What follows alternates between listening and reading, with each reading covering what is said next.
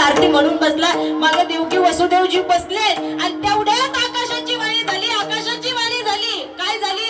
आकाशाची वाणी सांगत असे कंसा, मानव वसा बोलण्याचा, आठवा हिचा पुत्र वधील तुझला. पुढचं मागचं काहीच ऐकलं नाही, अख्खा अभंग ऐकायला टाइमच नव्हता त्याच्याकडे.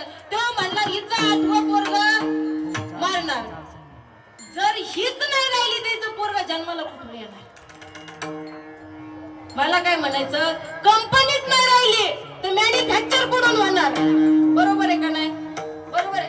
असं सांगितलं ना त्या महाराजांनी परवा दिवशी काल, कंपनी काहीतरी मॅन्युफॅक्चरिंग साधन साध्य. बरोबर, तुम्हाला आता लक्षात आलं असेल ते.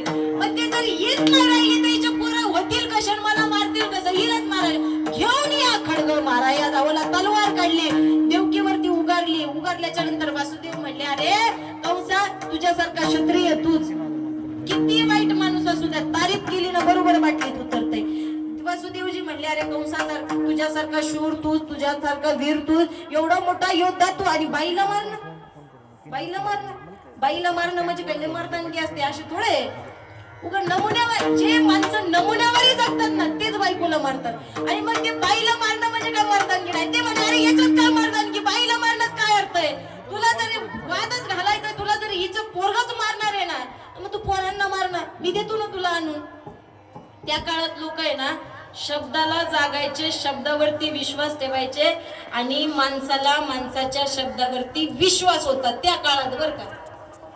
ह्या काळातलं मी काहीच सांगत नाही, ह्या काळातले माणसं सुद्धा सांगण्यासारखे नाही. विठ्ठल विठ्ठल. बरं, ठरल्याच्या नंतर म्हणे जाऊ दे आता, बहिणी एवढं मोठं लग्न केलं, हिला तरी कुठे जेलमध्ये टाका म्हणून एक छोटासा महाल सजवला, महालाच्या बाहेर सैनिक उभा केले. आता बहिणीला जर त्यांनी महालात ठेवलं, जिचं पोरग मारणार तिला महालात ठेवलं, तुम्ही म्हणता मग जेलमध्ये कस काय जन्माला आला? ते पण सांगते, फक्त शांततेने ऐका. तुम्ही करता का? सुरुवात केल्याच्या नंतर मला इथे ठेवू नको, मग काय करायचं? हरी नंदाच्या घरा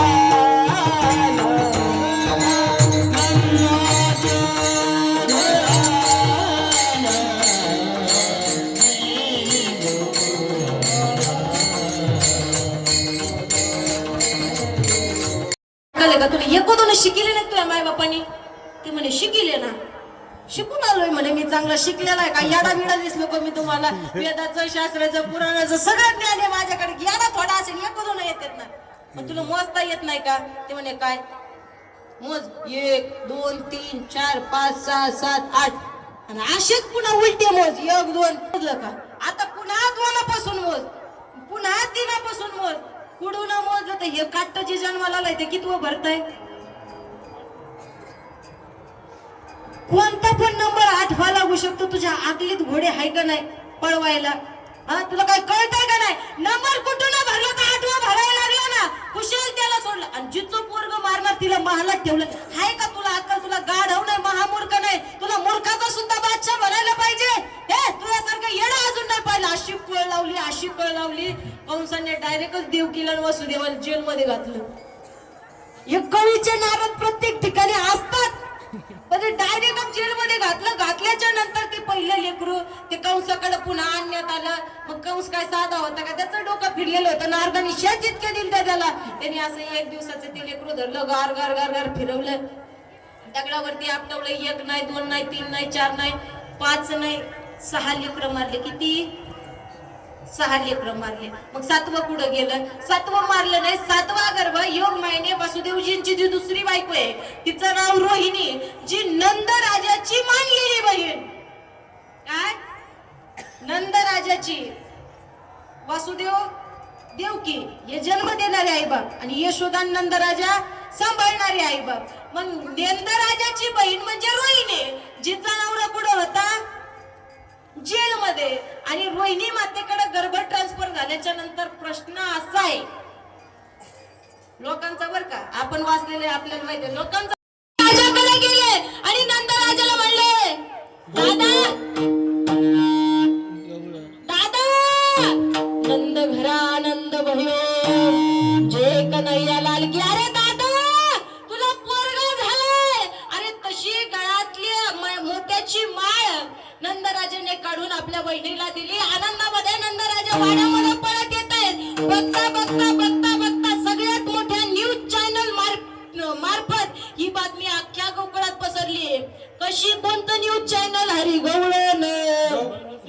फक्त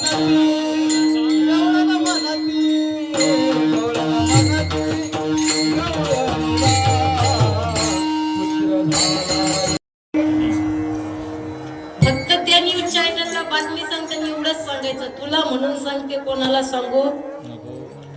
ती बातमी आपोआप अख्ख्या गावात, अख्ख्या गल्लीत, अख्ख्या जिल्ह्यात, तालुक्यात ती सगळीकडे पसरते. त्या न्यूज चॅनलला म्हणायचं तुला म्हणून सांगते कोणाला सांगू नको. गवळण म्हणे ती गवळणीला पुत्र झाला यशोदेला. मग आता यशोदेला